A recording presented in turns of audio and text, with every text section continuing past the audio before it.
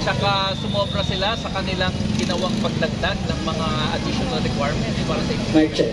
Ang impact nito hindi lang sa Convict! Convict! Convict! Sara now! Mahihirapan na kami ng bayan. Convict! Convict! Convict! Sara now! Convict! Kamaga mga kasama, para sa aming kultural na pagtatanghal, nais namin dito ay mabahagi ng isang kanta na nagpapakita at sumasalamin doon sa isang tutuklaw na itsura kung paano na sasabuatan sa ngayon ng gobyerno at kitang-kita na pinapakita lang ito na wala silang pakialam sa kapakanan ng mamamayan at ang kanilang sariling interes lamang ang binibigyan ng pakialam. Pamagat ng kanta ay kurang. Pamumulitika ng mga politiko, hindi mawawala yan. Sa anumang impeachment complaint, meron talagang may political agenda. Pero ang usapin naman dito, totoo ba yung mga akusasyon? Pananagutin ba natin kung totoo? At magagawa lamang yan kapag nagkaroon ng trial. At kapag sinunod ng tama, yung proseso mismo ng impeachment. At tingin ko, ginawa ng Korte Suprema ay pinigilan niya ang proseso ng pagpapanalod. Kaya nga tingin namin sa halip na maging protektor ng mamamayan, ay naging protektor ni Sara Duterte ng Korte Suprema. Anything na lang na hindi ko natanong na yun like what? Convict! Magaling kasi masyado magsalita. Convict! Sara now! Convict! Convict! Convict! Sara now! Wala kayong sistema ito. Check! Hey!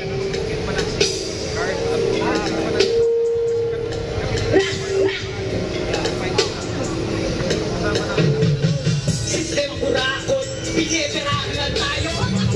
Mga tarakot at manalo, iba ang plano. Mga tunay na salot, kaunan makatao. Paalisin at paalisin tong mga kurap. Kamay na ba sa kamay, nimila sa kaliwa. Sistema bulok sa lahat ng ginto sa mata mga ulutong. Kundi sumunod sa pak ng kanang kamay kahit tayo na di ba sapat. Mismo bang kayo pinagkikitaan ng mga paraboy walang sapat. Mga kumagatong pinatuhan kayo sa upuan. Magsitayuan na to mga hayop kayo. Rekta kayo sa kulungan sa tagupan. Kung nasa kaliwang kamay ang inahabol nyo sa buhay, di ka ibang kabo ang sasalubong sa inyo. Kultura nyo papasagin magagarang damit. Sa dosena sakyan, mamahalin mga gamit. Ito na ba dahilan? Ito na ba sagot? Bakit? Ang tanong kung kanino? Yaman ng Pilipinas o yaman ng Pilipino? Pwede na say-say-say sa bulsa na iyo sa iilan. Mga kriminal na nakalan sa pwesto, di ko na maintindihan. Subukan lang nila ang pasensya ng taong bayan. Walang simple yan. Mga kawatan sa gobyerno na bubuhay sa oras na hirap. Sistema kurakot, pineterahan lang tayo. Mga kurak! Iba ang plano, mga kurak, mga tunay na salot. Taong di makatao, mga kurak. Uli-uli lang tayo, paalisin ang paalisin itong mga kurak. Pera kung pera lang yan, pera kung pera lang yan. Wala nang ibang dahilan, kung bakit nandito pa yan, nandito pa mga iyan.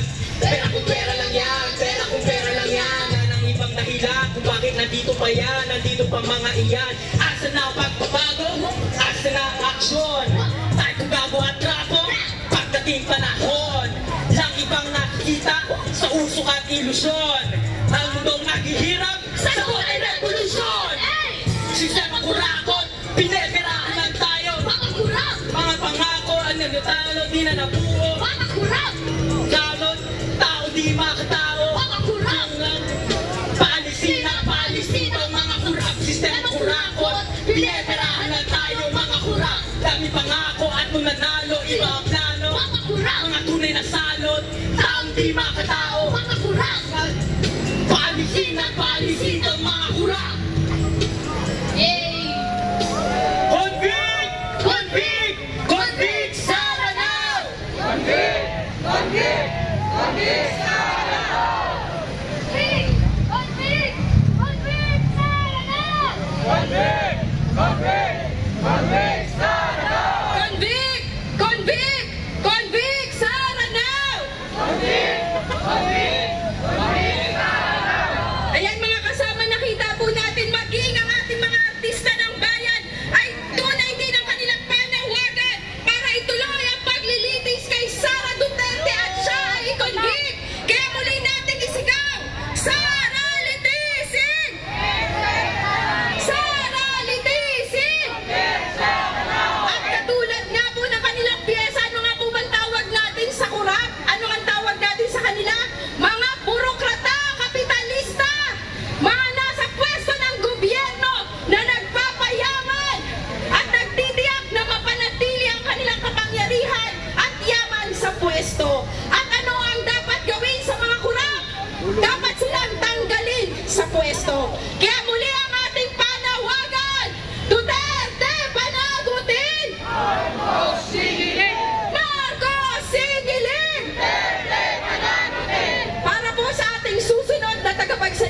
tinatawagan po natin si Leody de Guzman ng Partido Lakas ng Masa.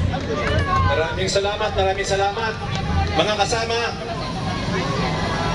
sabi ng konstitusyon ay forthwith.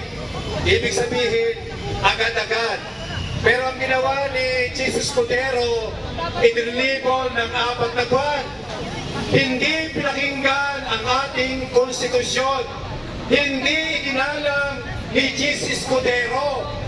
Pero, nung ang Supreme Court ang maglabas ng desisyon na unconstitutional daw, sabi natin, pwede ba huwag munang mag-desisyon ng Senate? Kasi merong nakapile ang Kongreso na dapat reconsider. Hindi tayo pinakinggan at kagad-agad inilabas at nagdesisyon ang Senate na sundin ang utos ng Korte Suprema. Ang nangyari, mas naging mataas at makapangyarihan ang Korte Suprema kaysa sa utos ng Konstitusyon. Baliktad itong si Jesus Cordero. Baliktad itong Senate. Bakit? Kapag pinagmamadali, dahil laban kay Sara, ayaw. Pag pinagbibigil, para protektahan ang taong bayan, gustong-gusto ni Jesus Cordero. Pero mga kasama, gusto kong sabihin na ang problema natin kung bakit tayo nangyayari ito dahil karamihan ng opisyal ng ating gobyerno hanggang Malacanang ay puro mga kurako. Kurako!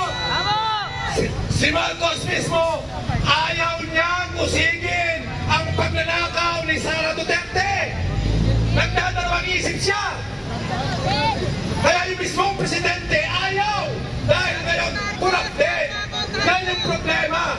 Kaya mula presidente, senado, at halos lahat ng ahensya ng gobyerno kurap. Wala na tayong mapagsusumbungan mga kasama. Wala na tayong mapagsusumbungan. Kaya dapat ang ating pagsumbungan ay ang Korte ng Sambayanang Pilipino.